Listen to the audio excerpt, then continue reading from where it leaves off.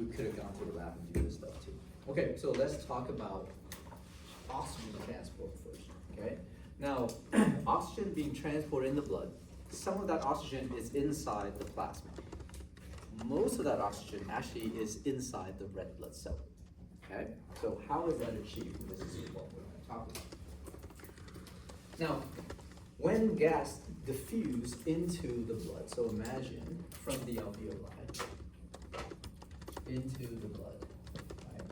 So imagine there's some amount of oxygen, so let's say oxygen in here, that's whatever amount of oxygen, so we'll say 100% of that, right? Well, actually, no, we're not gonna say 100%. We're just gonna say some amount of oxygen in here.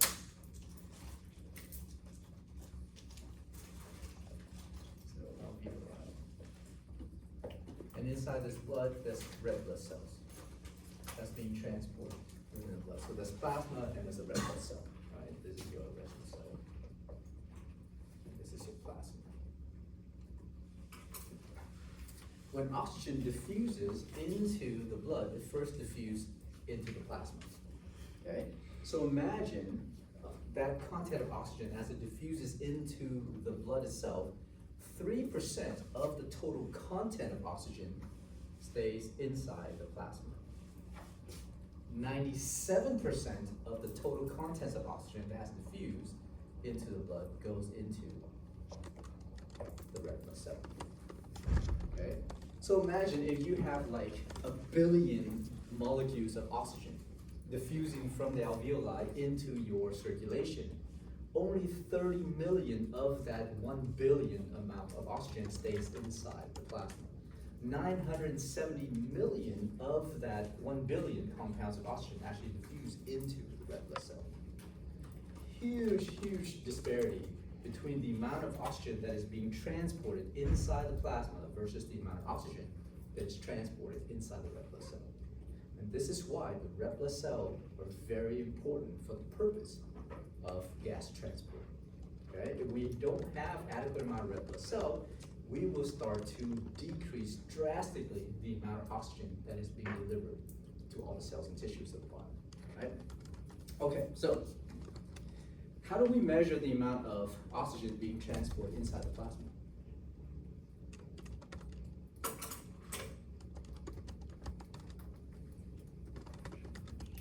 So oxygen in the plasma, how do we measure that?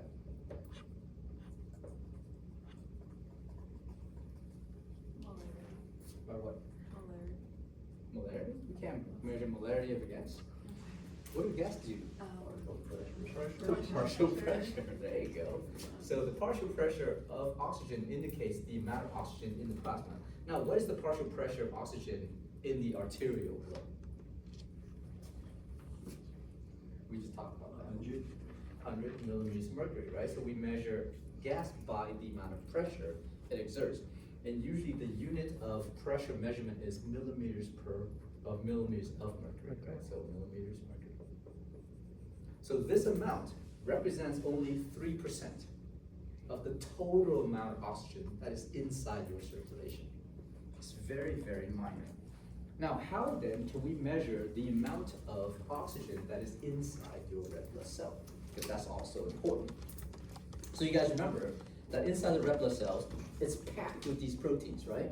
And these proteins are called hemoglobin, okay? So the hemoglobin has 4 portions. Each of those portions is what we call a globin protein. There's an alpha and beta globin protein. So there's 2 alpha, 2 beta globin proteins, right? Each of those globin proteins are associated with a heme group. And in the center of that heme group, there is a ferrous iron. So an iron that has been oxidized to a +2 state. Okay, we call this ferrous iron. Now, ferrous iron has the ability to bind to an oxygen gas. Once ferrous iron binds to oxygen, it neutralizes the partial pressure of that oxygen. It neutralizes oxygen's capability of expanding because of it's a gas, right? But it's still in that particular form, but it's now bound to ferrous iron, so therefore it can no longer exert that massive partial pressure. Because you imagine, 97% of all the oxygen that has to fuse gets into the red blood cell. That's gonna cause that red blood cell to massively expand outward if you maintain the partial pressure. So to neutralize some of that and to kind of allow for the red blood cell to transport that, it binds to the ferrous iron. Okay? So because of that, each hemoglobin protein can actually transport up to about 4 oxygen compounds. Remember, there's over 280 million of these hemoglobin proteins per red blood cell.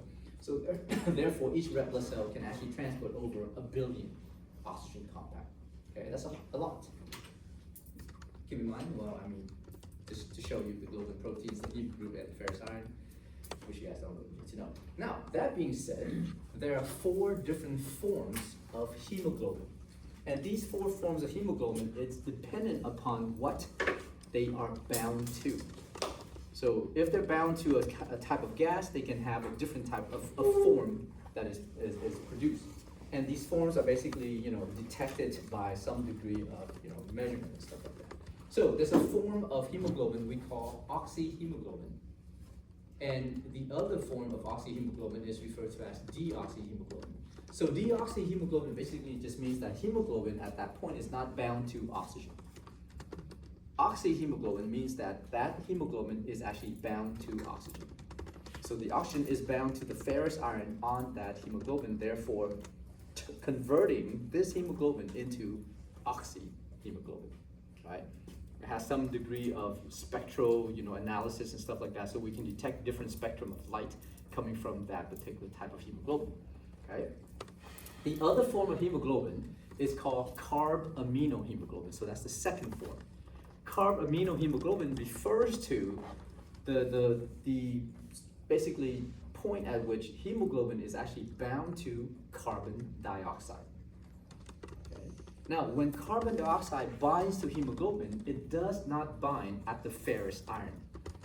It binds at a different amino acid on that hemoglobin protein. Therefore, CO2 and oxygen, they actually don't compete against each other at the ferrous iron. If anything, if there's oxygen versus CO2, the hemoglobin will pick up the oxygen much faster than it will pick up the CO2. Okay, so it prefers the oxygen, therefore oxygen has a much higher binding affinity to hemoglobin itself. So therefore, if you have carbon dioxide, and carbon dioxide has to bind to hemoglobin, it will only bind to the deoxyhemoglobin form. So it can only bind to hemoglobin when hemoglobin is not bound to oxygen. Does that make sense? Okay. So there are some hemoglobin inside the red blood cell that is not bound to oxygen, and we call that deoxyhemoglobin. So if there's CO2 and they're trying to bind to that hemoglobin, they can only bind to that deoxyhemoglobin. And once CO2 binds to the deoxyhemoglobin, it will convert this hemoglobin into a carbaminohemoglobin. That basically is just a hemoglobin that is now bound to a CO2 gas. Okay?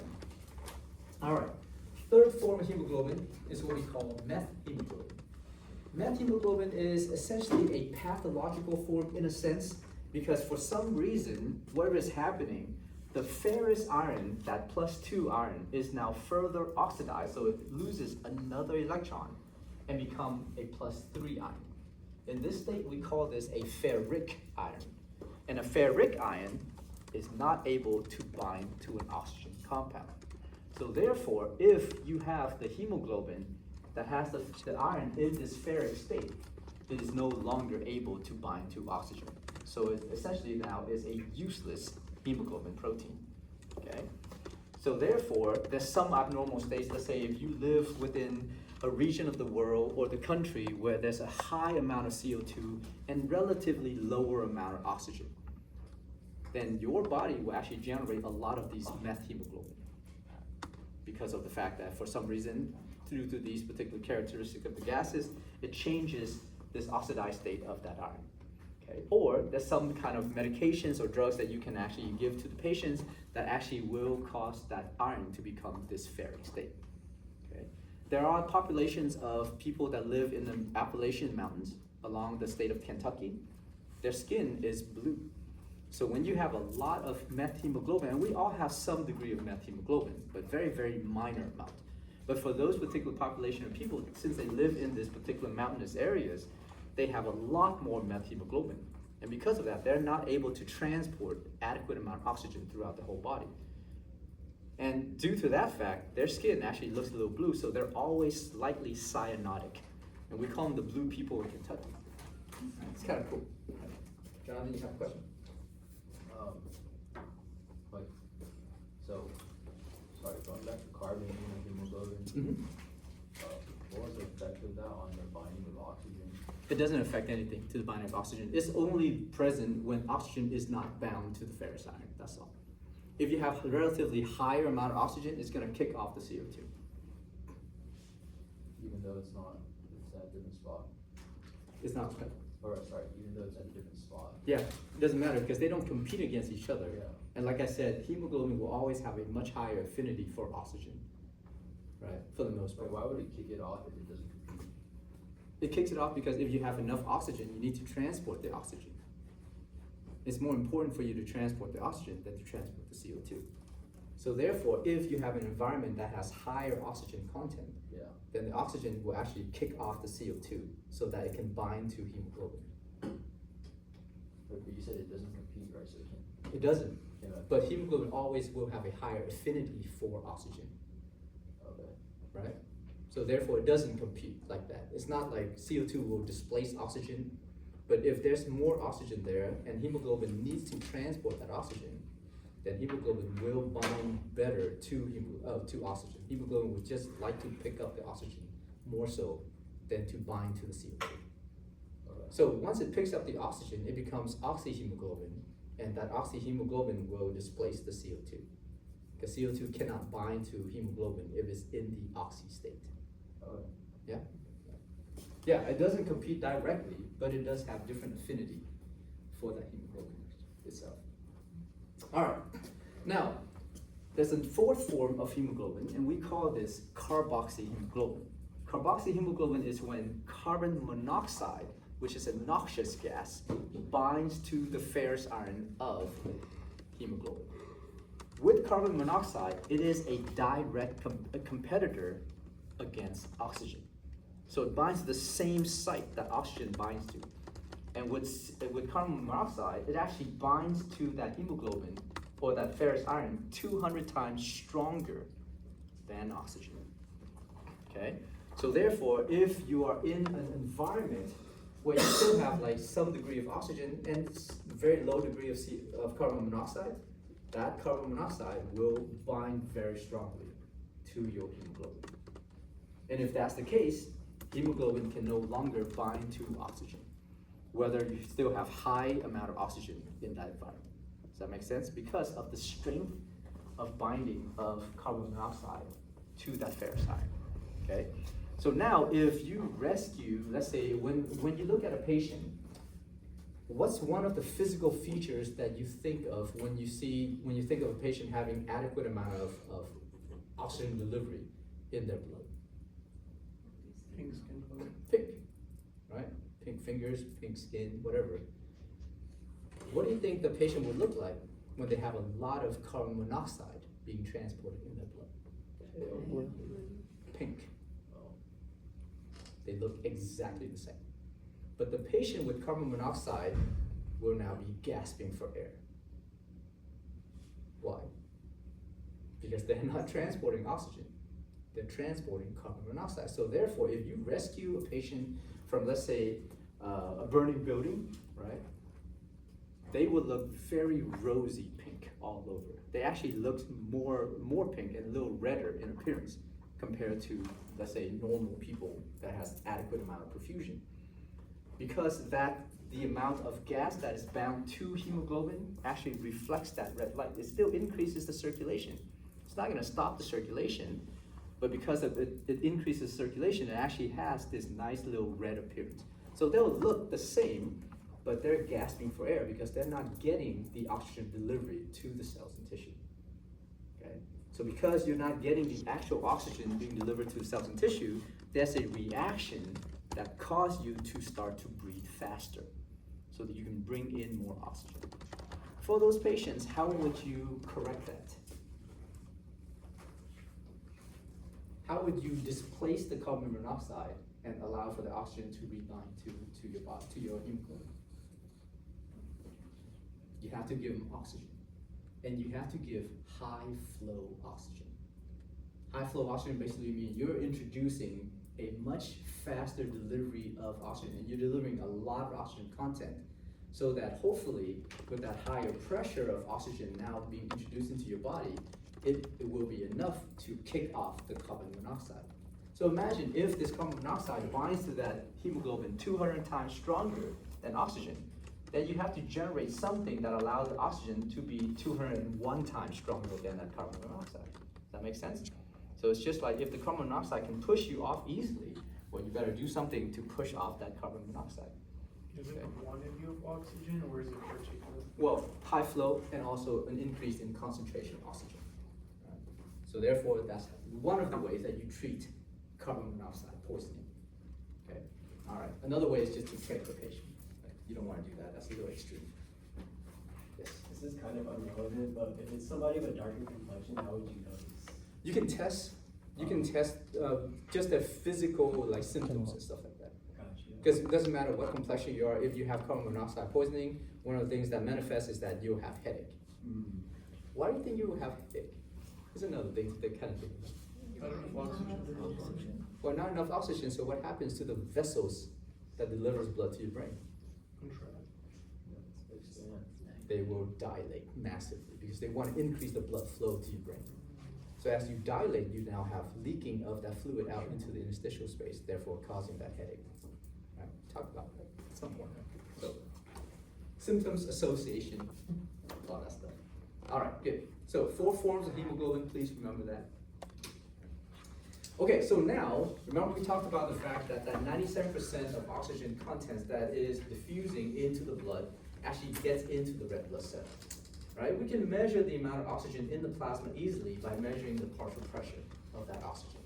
But how do we measure the amount of oxygen in the red blood cell? Well, there's a measurement that we use, and we call this the percent oxyhemoglobin saturation.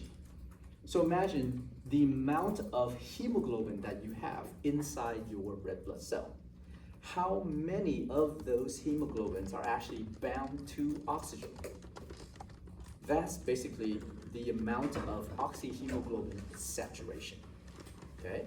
So therefore, under normal circumstances, the normal amount of sort of like oxyhemoglobin that you should have in your red blood cells, in your arterial blood, should be higher or equal to about 95%.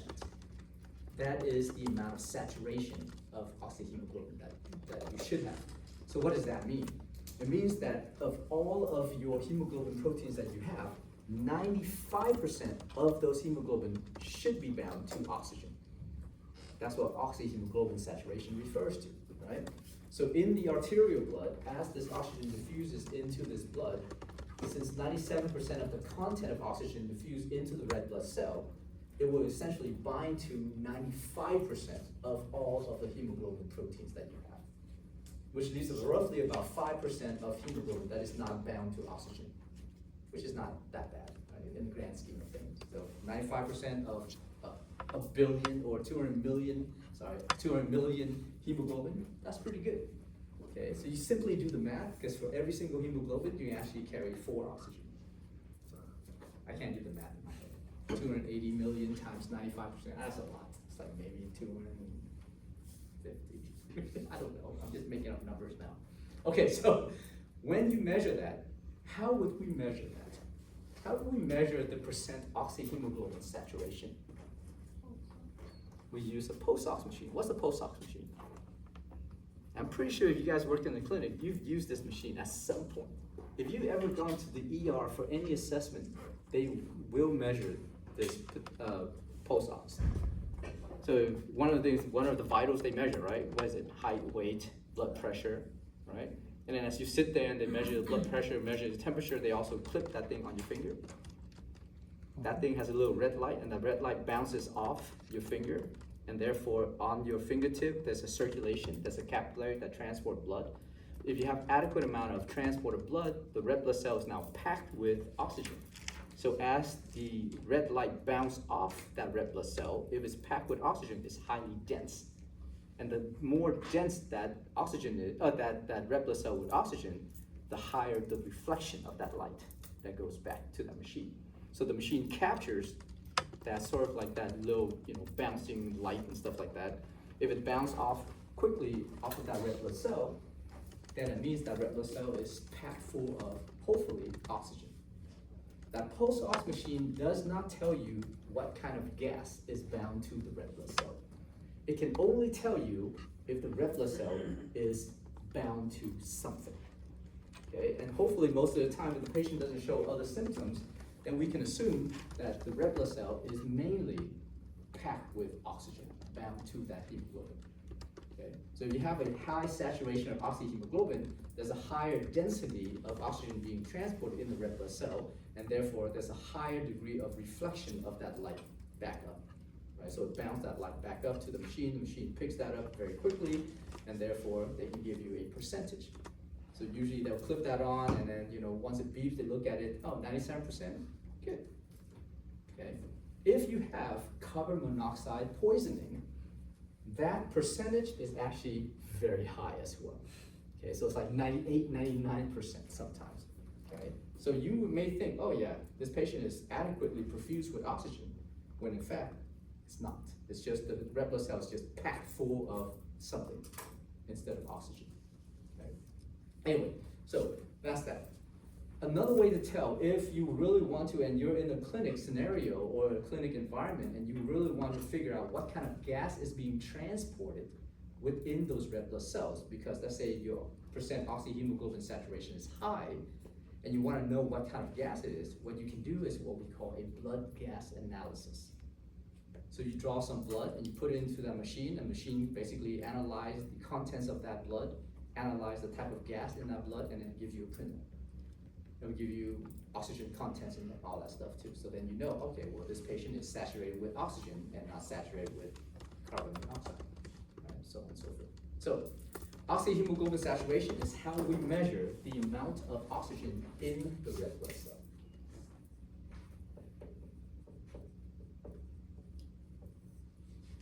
So percent oxyhemoglobin saturation. Okay. All right. Certain conditions, we're not going to really talk about it. Okay, so there's a couple of terms that we use for when oxygen diffuses from the alveoli and diffuses readily into the red blood cells and is bound to hemoglobin. When that happens, we call that loading of oxygen. Okay, and at some point, oxygen will be released from that hemoglobin so it can diffuse into the cells and tissues. We call that unloading of oxygen. So therefore, loading of oxygen occurs mainly during external respiration. This is when oxygen from the alveoli diffuse massively into the blood. And therefore, most of that blood, or most of that oxygen will now move into the red blood cells and bind to the hemoglobin. So therefore, you have loaded the red blood cells full of oxygen. Okay? Unloading of oxygen occurs between the systemic circulation. So here's your red blood cell once again. So again, this is 97% of oxygen in here, right? 95, 97%. This is the cell and tissue.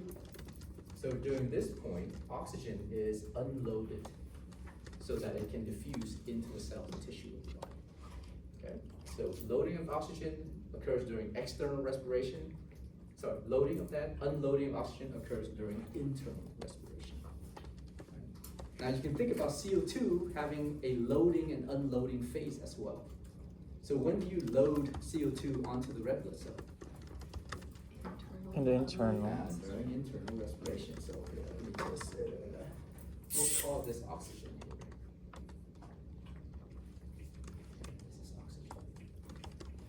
So for CO2, you unload them or you load them during this phase of internal respiration because the CO2 will also move into the red blood cell and binds to some of those deoxyhemoglobin. So this is when you load the CO2. Here, you have a bunch of CO2 inside the red blood cell. You will unload them external respiration interface. And this is how we get the gas exchange to basically be achieved. Oh, another thing to kind of keep in mind, that any environment in the body that has high partial pressure of oxygen, this high pressure is going to cause the hemoglobin protein to slightly alter its shape so that it can now achieve a much higher affinity toward oxygen. Hemoglobin is weird. The way they interact is that through pressure, you can actually change their affinity, change what type of gas they pick up, okay? So therefore, if you have an environment that has high partial pressure of oxygen, this actually favors the loading of oxygen onto the red blood cell.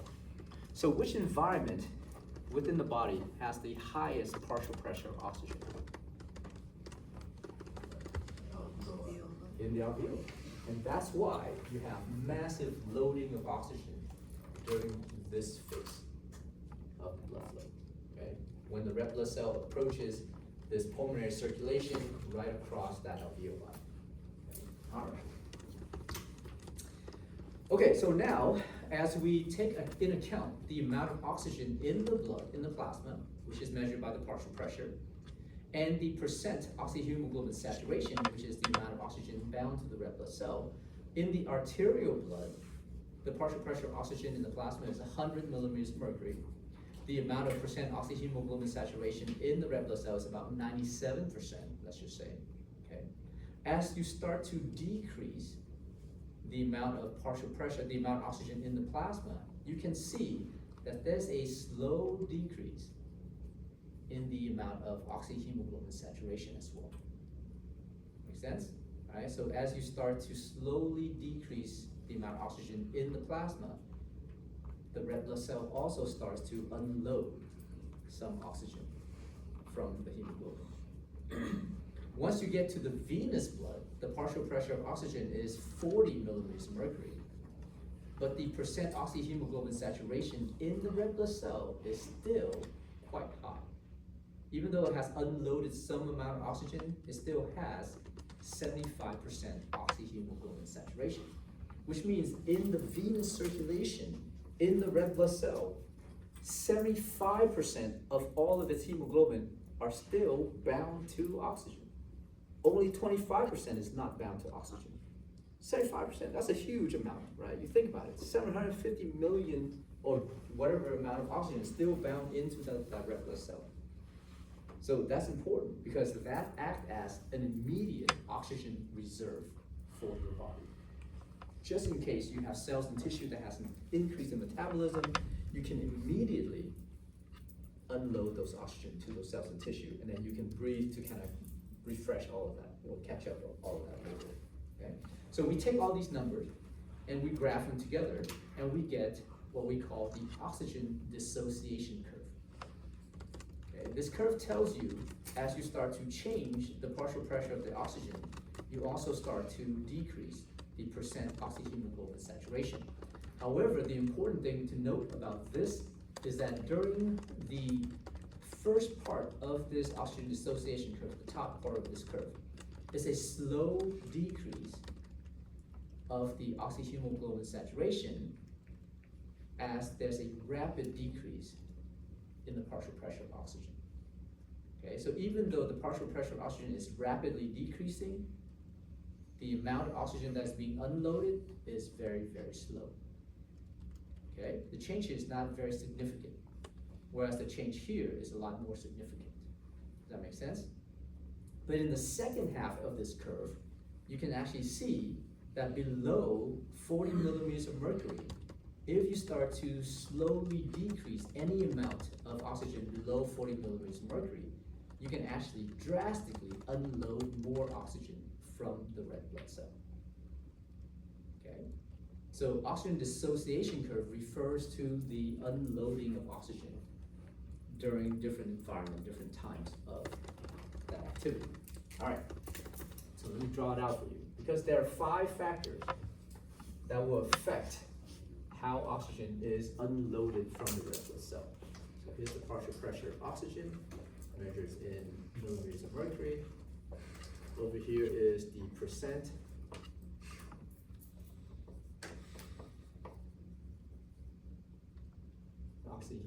saturation. Okay. Imagine this is 97% here. This is about 75% there.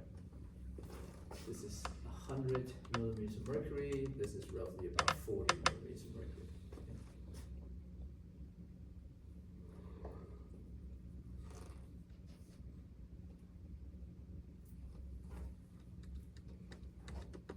Okay.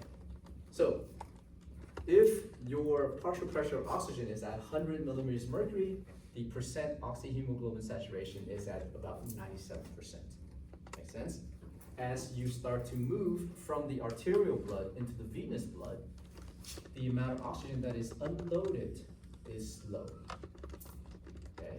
If you start to decrease the amount of partial pressure oxygen below 40 millimeters of mercury, the unloading of oxygen becomes more rapid. Make sense? Okay, so therefore, these 2 points represent the amount of oxygen that is actually unloaded during normal condition of the body. When you're not exerting yourself drastically, you're not like having, some kind of exercise going on and stuff like that, right? So if you think about this, the amount of oxygen that is unloaded is 97 to about 75. So only 22% of the amount of oxygen that is being transported in the red blood cell is actually unloaded to the cells and tissue during normal resting condition of the body. 22%, that's still 220 million oxygen compounds per red blood cell.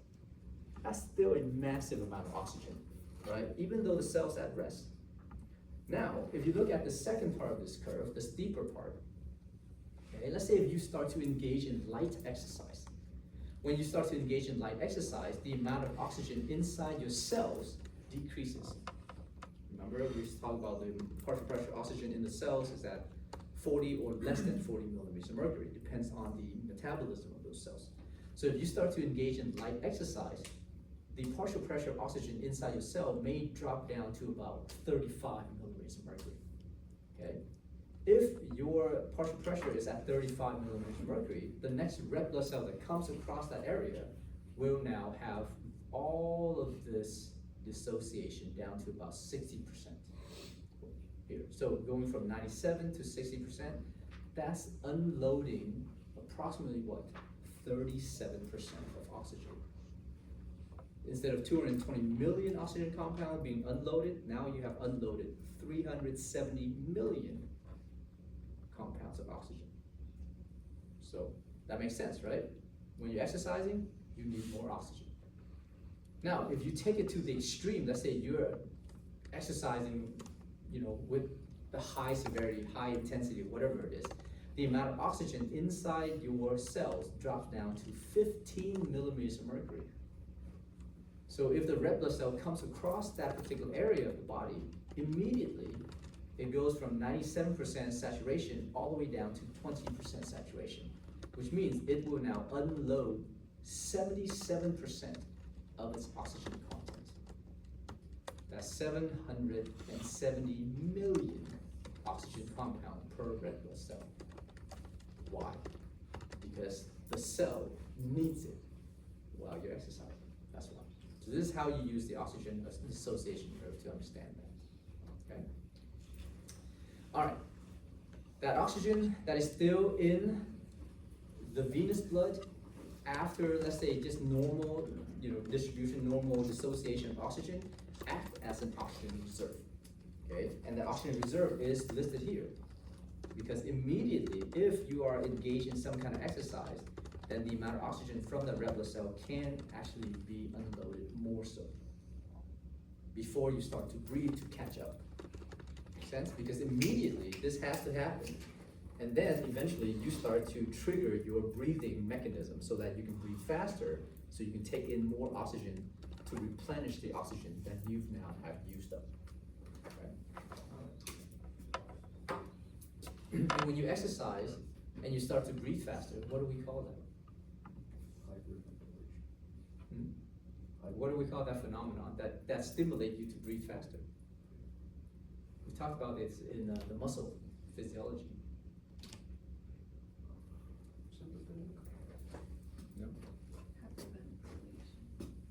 call it oxygen debt.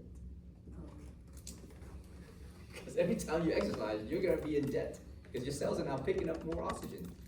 Imagine all that oxygen is like in your bank account, right? So yeah, you know what, every day you spend on food, you spend on transportation, but one day you're like, I'm gonna buy an extravagant steak, I don't know, whatever. Like something that you usually don't buy, like you see an iPad, you're like, I need 2 iPads, because I have 2 hands. Whatever the case is. So now you're spending more money, obviously you're now in debt, so you have to bring that money back so that you can rebalance your account again. Same thing that's happening inside the body. If the cell uses more oxygen, you need to replenish that oxygen back into the blood. And how would you do that? Well, you have to take the oxygen from the air. Therefore, you have to breathe faster to bring the oxygen back in. All right, so for this particular oxygen dissociation curve, there are these 5 factors that you can apply. And these 5 factors will predict whether or not hemoglobin will unload oxygen faster or hold on to oxygen longer. Okay? So therefore, if hemoglobin is triggered to unload oxygen faster, we say that hemoglobin has a decrease in affinity toward oxygen. If you don't like something, you just let it go faster, right? Now, if something happens where these 5 factors are being applied and it stimulates the hemoglobin protein to hold on to oxygen and therefore unload it with less strength, then we say hemoglobin now has an increase in affinity to oxygen. Okay? So we can use these 5 factors to predict the hemoglobin oxygen affinity that occurs. All right, so these 5 factors are as follows. Partial pressure of CO2, so the amount of CO2 in your blood. The pH, which is also a somewhat direct correlation to the amount of CO2 in your blood, right? pH is the measurement of acidity and alkalinity and stuff like that, right? 2,3-DPG, which stands for 2,3-diphosphoglyceric acid, which is a compound that is created within your cells when you don't have adequate amount of oxygen. Okay? Normally will not be present, but only when you have a depletion of oxygen and you can't replenish that oxygen fast enough, your cell starts to make 2,3-DPG. Okay? Exercise is another factor, and temperature is another factor. So, when you apply these 5 factors, and if these 5 factors causes a rightward shift in this oxygen dissociation curve, so the curve shifts to the right. Basically, once you reapply these numbers, and you see that this oxygen dissociation curve, for some reason, has moved toward the right. Okay, the rightward shift is caused by, so here, rightward shift is caused by an increase in the partial pressure of CO2. Okay? And as you increase the partial pressure of CO2, what's going to happen to your pH? Is it going to go up or go down? How do you know? Can't guess. It's an association. What is that equation that we use to associate CO2 and pH? There you go. CO2 plus water is going to give you carbonic acid. Carbonic acid dissociates into hydrogen ion and bicarbonate. Makes sense? So therefore, if you start to accumulate CO2, you will make more hydrogen ion. If you increase the amount of hydrogen ion, then you will decrease your pH. Okay? So, the other factor that is also associated is a decrease in pH. So you become more acidic overall, okay? Now, once you exercise, and let's say you are oxygen depleted to a certain extent, your cells will start to make 2,3-DPG. 2,3-DPG is a substance, is a compound that basically will interact with hemoglobin and cause hemoglobin to start to decrease its binding affinity to oxygen. So 2,3-DPG, as you increase that, will also cause this oxygen dissociation curve to shift toward the right. So increase in 2,3-DPG. Okay. And when you exercise, this also increases that. You either exercise or you don't exercise. There's no inverse of exercise. Does that make sense? Like, you're either resting or you're exercising. What's the opposite of that? Like, nothing else. I mean, you don't meditate all the time, so either you're resting or you're not resting. Okay? Now, there's also an increase in temperature that plays a role. Okay? So when you apply these 5 conditions to the body, it basically shifts this curve toward the right. And when you shift this to the right, what happens to the affinity of hemoglobin toward oxygen? Do you think that when you apply these conditions, hemoglobin will unload oxygen faster or hold on to oxygen longer? Well, before you answer that question, just look at this. Under normal situation, what is the amount of oxygen that is unloaded once you cross the blood, once the blood moves from the arteriolar side to the venular side? About 22%, right? But look at, if you shift this curve toward the right, now you have that. So I don't know, we'll say this is about 60%, right? So therefore, if you apply these conditions, as the blood moves from the arteriolar side to the venular side, you have now unloaded about 37% of your oxygen. So therefore, these conditions is going to decrease the affinity of hemoglobin toward oxygen, so that oxygen can be unloaded faster to the cells and tissues. Okay, and we have a mnemonic for this. So C stands for CO2, A stands for acidity, D stands for 2,3-DPG, E stands for exercise, T stands for temperature. So cadet faces right. So you tell your cadet, face right. Yes, sir. Something like that. That basically is applying those conditions to cause this rightward shift, which decreases the hemoglobin's affinity toward oxygen, so oxygen can be unloaded faster to your cells and tissues when you apply these conditions. Now, how are these conditions tied in together? What happens when you exercise? What happens to your CO2 when you exercise? It's gonna go up. Because I mean, we're saying, assuming that we don't all breathe, effectively or efficiently. And even if you do at some point, right, that exercise is gonna catch up to you, and therefore the amount of CO2 is going to start to go up and the amount of oxygen is gonna go down. So if the CO2 goes up, your pH also goes down. So therefore during exercise, you will be in a state of acidosis at some point. Now, if you have oxygen being depleted rapidly and you cannot replace that oxygen, then you will start to generate 2,3-DPG, right? And as you exercise, what happens to your core temperature? Goes up. It also goes up. So all of these are tied in together, right? All right, now on the other end, if you have these conditions, some of these conditions apply this way, then it's gonna cause a leftward shift of your oxygen dissociation curve. So left shift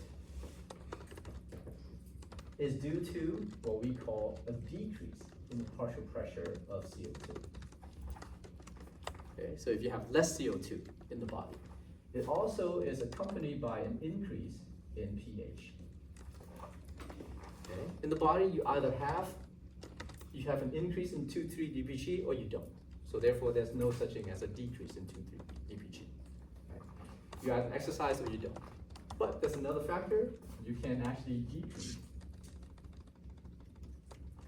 your temperature. Okay? If you immerse yourself in an ice bath and you stay there, or let's say you're frozen because you fell in, while trekking through the Antarctic or whatever it is that you do during the days off, your temperature decreases, your cells will not need that much oxygen because you're in a state of somewhat hibernation, right? So because of that, this oxygen dissociation curve will shift massively to the left and causes hemoglobin to hold on to that oxygen longer. It will still release some amount of oxygen, but not massive amount, because obviously you're not getting oxygen from anywhere, so it has to hold on to that, right? Now, if you have these conditions where you have a decrease in partial pressure of CO2, let's say you're in high elevation and there's less oxygen in the air, so you start to breathe rapidly. As you start to breathe rapidly, you're actually blowing off more CO2. So therefore your CO2 level goes down, your pH go up. Now you're in a state of alkalosis. In that state, the hemoglobin will now hold on to the oxygen stronger or longer, which means that any condition that shifts this curve toward the left will increase the hemoglobin's affinity toward oxygen. Okay? So think about this. Look at this shift right here. So now instead of from 97% to about 75%, you now have a new release point. So let's say, this is about, I don't know, 85%. So you're only unloading about 12% of that oxygen contents instead of the 22% that's usually needed. So if you unload less oxygen, that means your hemoglobin is holding on to that oxygen longer. Therefore, there's an increase in the affinity of hemoglobin toward oxygen. If you're unloading more oxygen because of these conditions, then hemoglobin has a lower affinity toward that oxygen. Make sense? All right. What's next? And that's basically the explanation of all that. You guys don't have to worry about what the Bohr effect is and all that stuff. If you know what that is, good. If not, don't worry about it. The Bohr effect is sort of like a ripple effect where one triggers the next, so therefore if you can start releasing oxygen, it actually will increase the release of oxygen relatively. All right, yep, and that's 2,3-DPG, stands for 2,3-diphosphoglyseric acid, which is created in the cell when there's a lack of oxygenation. So therefore, in the red blood cell, you can actually create a lot of this 2,3-DPG all the time, right? Why is that? Why do you think in the red blood cell it's always slightly hypoxic?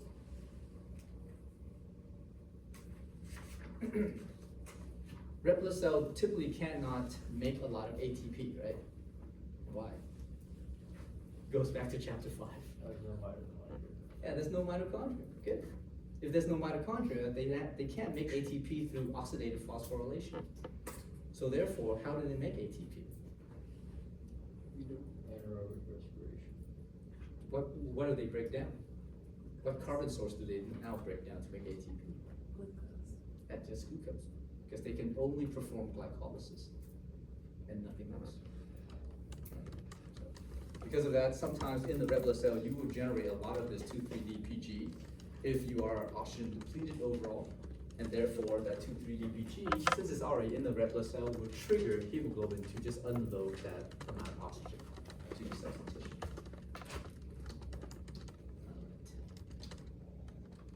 And then we're not going to talk about fetal hemoglobin, so we'll stop here, and then we'll pick up the rest of it once we get to the lab. Once you guys finish the lab, we'll talk about the rest of this stuff. Okay. Any questions?